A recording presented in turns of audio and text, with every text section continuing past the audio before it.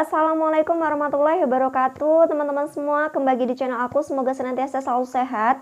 Nah, kita ketemu lagi di video kali ini, video yang terbaru. Saya akan update atau berikan informasi terkait berkas yang dibutuhkan. Nah, berkas ini penting banget teman-teman, karena dibutuhkan dari awal pendaftaran CPNS, kemudian teman-teman dinyatakan lulus untuk pengajuan NIP, kemudian teman-teman setelah pengajuan NIP juga dilakukan pemberkasan kembali untuk persyaratan penggajian. Nah, ternyata setelah yang saya alami itu ada berkas yang saya tidak tahu. Nah, sehingga ketika dibutuhkan itu masih bingung. Nah, oke teman-teman, makanya saya share di video kali ini supaya teman-teman nanti bisa mengambil hikmah dan bisa mempersiapkannya jauh-jauh hari, tidak kebingungan seperti saya.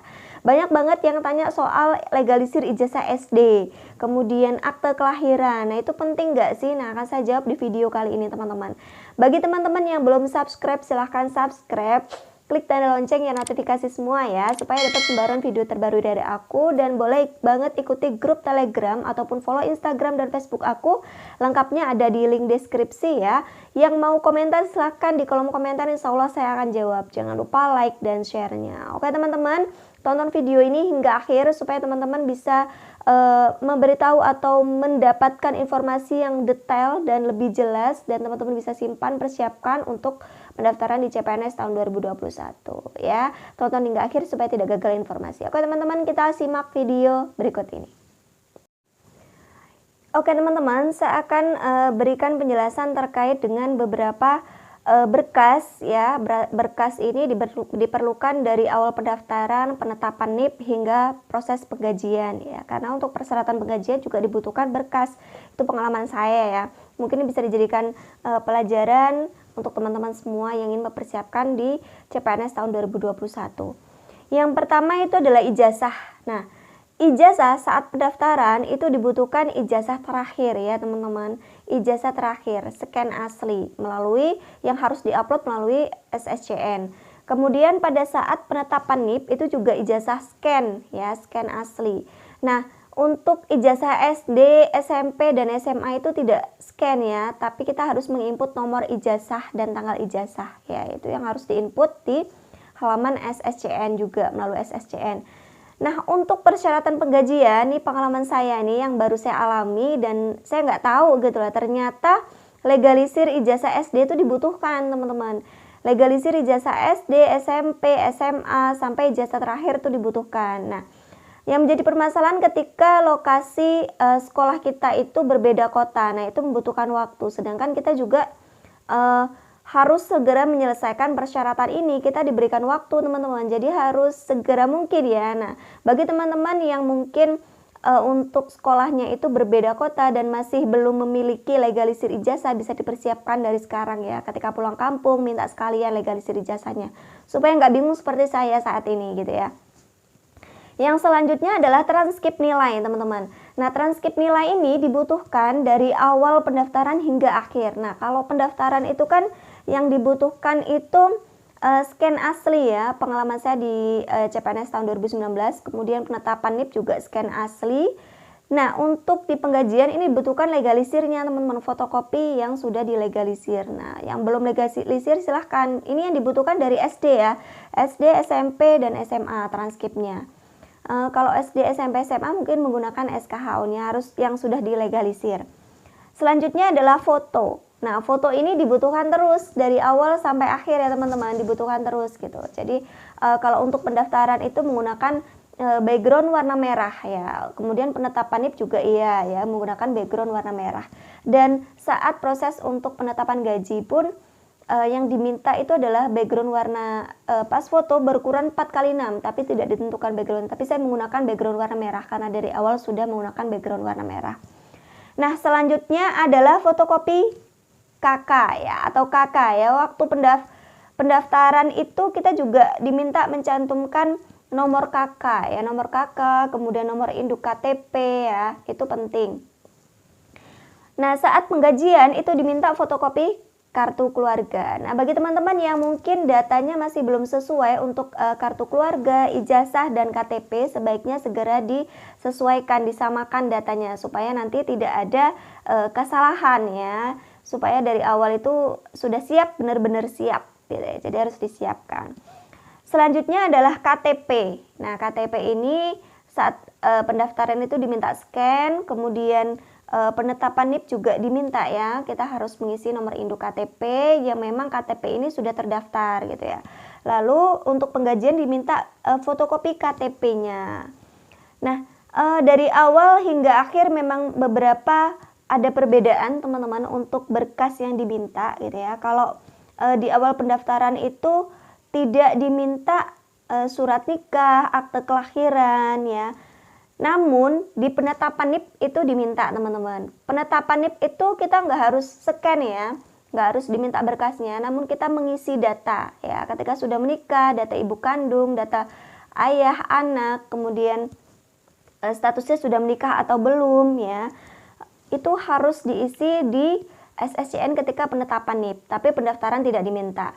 Nah, untuk penggajian, persyaratan penggajian saya diminta teman-teman, yaitu adalah fotokopi surat nikah dan fotokopi akte kelahiran anak bagi yang sudah memiliki anak ya, bagi yang sudah menikah dan memiliki anak.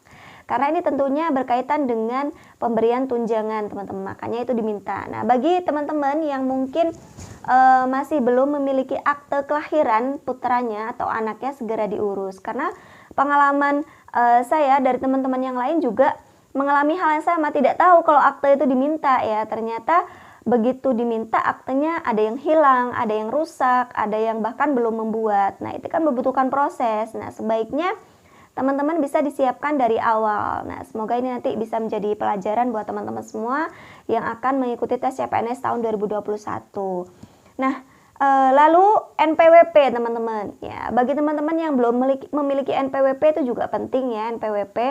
NPWP ini saat pendaftaran tidak diminta ya, kemudian saat penetapan NIP juga itu opsional ya, juga tidak terlalu diminta ya, tidak diminta. Nah, saat penggajian ini wajib kita harus memiliki NPWP, yaitu diminta fotokopi. Nah, yang menjadi permasalahan pengalaman saya pernah membuat NPWP waktu masih mahasiswa dan saya tidak menggunakan itu sebaik-baiknya itu tidak saya gunakan gitu ya, karena kita harus wajib lapor ya, kita harus wajib lapor dalam SPT tahunan. Nah, saya tidak melaporkan, mohon maaf ya, agak belepotan, saya tidak melaporkan. Nah, sehingga ketika saya cek di nomor induk kependudukan saya, ternyata saya sudah memiliki NPWP. Nah, posisinya adalah kantor NPWP saya itu berbeda dengan domisili saya. Nah, sehingga kemarin sedikit menjadi masalah teman-teman, karena saya tidak pernah lapor di SPT itu.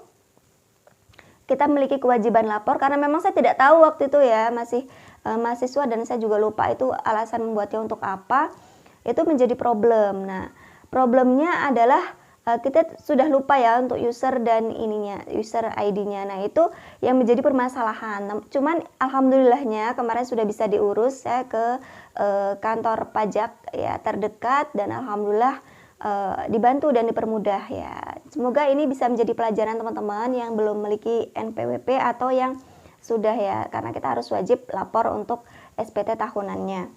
Nah, selanjutnya adalah nomor rekening. Nah, nomor rekening ini tergantung yang diminta dari instansinya ya. Instansinya itu bekerja sama dengan bank apa. Ini diminta kemarin saya teman-teman. Itu nomor rekeningnya ditentukan ya. Kalau saya itu dari Mandiri. Jadi memang ada juga tergantung dari kerjasama dengan instansinya ya. Kalau saya kemarin itu. Jadi hal-hal yang harus disiapkan selain itu adalah surat lamaran dan kurikulum vitae. Nah, untuk syarat penggajian itu juga masih diminta untuk CV atau kurikulum vitae-nya. Namun formatnya bebas ya. Kalau saya masih menggunakan yang format di penetapan NIP, yaitu DRH. Kemudian surat lamaran. Nah, surat lamaran ini memang ada ketentuannya teman-teman. Dari awal dibutuhkan, kemudian saat penetapan NIP dibutuhkan. Namun saat penggajian tidak ya, karena mungkin sudah masuk datanya. Jadi tidak lagi diminta. Itu kemarin saya tulis tangan dan ada formatnya sendiri. Nah, itu teman-teman nggak usah khawatir terkait dengan surat lamaran. Nanti akan ada petunjuk formatnya seperti apa, harus tulis tangan atau boleh diketik. Itu teman-teman terkait informasi yang saya bisa bagikan. Jadi kalau saya simpulkan lagi, ijazah itu penting ya teman-teman. Ijazah dari legalisir SD, SMP, SMA hingga ijazah terakhir. Kemudian transkrip ijazah dari mulai SD, SMP, SMA dan ijazah terakhir itu juga penting. Nah, itu yang penting banget, itu harus dipersiapkan dari awal. Kemudian kalau untuk yang lainnya mungkin nanti bisa sambil berjalan. Tapi yang jelas kalau terkait dengan legalisir itu kan kita harus datang ke tempat tersebut ya, ke SD, SMP atau SMA ataupun ke perguruan tinggi di mana kita bersekolah ya, di mana kita kuliah. Nah, hal itu terus membutuhkan waktu. Jika memang dalam satu kota itu tidak masalah, tapi ketika berbeda kota itu kan menjadi problem tersendiri ya, yang harus diselesaikan. Nah, semoga teman-teman bisa mengambil hikmah dari video kali ini dan bisa mempersiapkan dengan matang untuk persiapan tes CPNS tahun 2021. Oke, saya doakan teman-teman semua semoga senantiasa diberikan kemudahan, kelancaran, keberkahan ya, kemudian lulus dan bisa membanggakan kedua orang tua, keluarga ya, teman-teman, sahabat, saudara semuanya. Jangan menyerah, jangan mudah putus asa, tetap semangat mulai dari sekarang, siapkan diri baik-baik yaitu dengan belajar, berdoa ya, senantiasa selalu berdoa, mendekatkan diri kepada Tuhan, kepada Allah. Semoga semuanya diberikan kemudahan dan kelancaran. Gitu teman-teman, mungkin share kali ini semoga bermanfaat. Ya, tetap jaga selalu kesehatan. Yang belum subscribe silahkan subscribe. Oke teman-teman, gitu ya. Sampai ketemu di video yang selanjutnya. Terima kasih yang belum subscribe ya. Jangan lupa tombol loncengnya yang notifikasi semua supaya dapat pembaruan video terbaru dari aku, dan teman-teman juga bisa mengikuti grup Telegram ya, ataupun follow Instagram dan Facebook saya. Ada di link deskripsi. Yang mau komentar silahkan, nanti akan saya jawab insya Allah di link komentar ya. Jangan lupa like dan share-nya. Oke teman-teman, sampai ketemu di video yang selanjutnya. Wabillahi taufiq wal hidayah. Wassalamualaikum warahmatullahi wabarakatuh.